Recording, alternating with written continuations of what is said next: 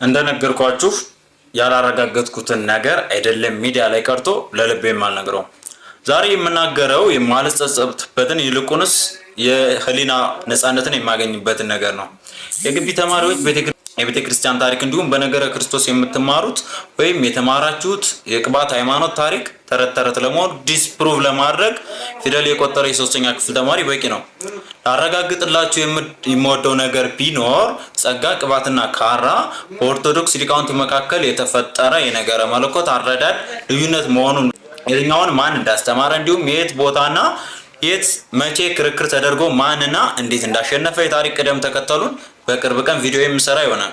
ከዚያ በፊት ግን ያን ታሪክ ለመረዳት ቅድሚያ ልዩነቶቹን በግልጽ ማስረዳት እንዳለብኝ አምናለሁ እና በዚያን ጊዜ የልዩነት ሲፈጠር የሶስቱም ወገኖች ሊቃውንት ሶስቱን ትክክለኛ የርትዕት ኦርቶዶክስ ተከታይ እርስ በራሳቸው ማለት ነው አድርገው ስለሚቆጥሩ ተቃዋሚዎቻቸውን ለማሳፈርና ለማሸነፍ የማይቆፍሩት ጉድጓድ አልነበረም።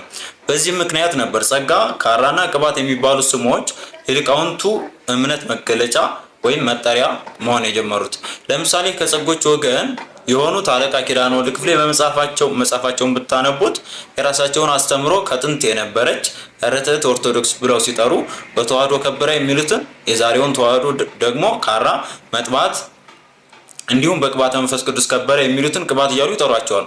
በተዋህዶ ከበረ የሚሉትን እንዲሁም የራሳቸው አስተምሮ ከጥንት ጀምሮ የነበረ ኦርቶዶክሳዊ አስተምሮ አድርገው በቅባተ መንፈስ ቅዱስ ከበረ የሚሉትን ግን ቅባት በመንፈስ ቅዱስ ከብሮ የጸጋ ልጅ ሆነ የሚሉትን ደግሞ ጸጋ እያሉ ይጠሯቸዋል። ቀደም እንዳልኳችሁ አንደኛውን ለማሸነፍ የማይወጡት የማይዋጭሩት ገደል አልነበረም። በዚህም ሰበብ ካቶሊኮች ወደ ኢትዮጵያ መጥተው በተፈጠረው ችግር ጋር ተያይዞ አንዱን እንደ ንስጥሮስ ነህ፣ አንተ እንደ ሊዮን ነህ እየተባባሉ ይተቻቹ ነበር። መሉ ተአሚኑን መመልከት ትችላላችሁ። በታሪክ አጋጣሚ በተዋህዶ ከበረ ብለው የሚያምኑ ሊቃውንት የበላይነቱን ሲይዙ በዚህ የታሪክ ሂደት ውስጥ የተሳካላቸው በተዋህዶ ከበረ ብለው የሚያምኑ ሊቃውንት የኦርቶዶክስ ባለቤትነቱን ያዙ እና ሌሎች ጸጋና ቅባት የሚል የነቆራ ስማቸውን እንደያዙ ቀሩ። በዚያ ላይ በፊት የነበረው አንዱን ንስጥሮስ ነህ፣ እንደ ካቶሊክ ነህ፣ እንደ ሊዮን ነህ የሚለው ነቆራ ተስፋፍቶ ትክክለኛ ታሪክ ሆነና ዛሬ የካቶሊክ ጳጳስ የነበረው አልፎንሶ ሜንዴስ ቅባትና ጸጋን አስተምሮ ሄደ ተብሎ በታሪክ መልክ በትምህርት እየተሰጠ ይገኛል። ይህ ታሪክ ልዩ ጥፋቶችን ይዞ ነው የመጣው። አንደኛው ስህተትና የፈጠራ ታሪክ መሆኑ ሲሆን፣ ሁለተኛው ደግሞ ቅባትና ጸጋ የሚባሉ ራሳቸውን የቻሉ ሁለት ሃይማኖቶች እንዳሉ አስመስሎ በምዕመኑ አእምሮ ላይ ማስረጹ ነው። በዚህም ሲያበቃ ቅባቶችና ጸጎች በተዋህዶ እንደማያምኑ ተደርገው በመወሰዱ የኢትዮጵያ ኦርቶዶክስ ቤተክርስቲያን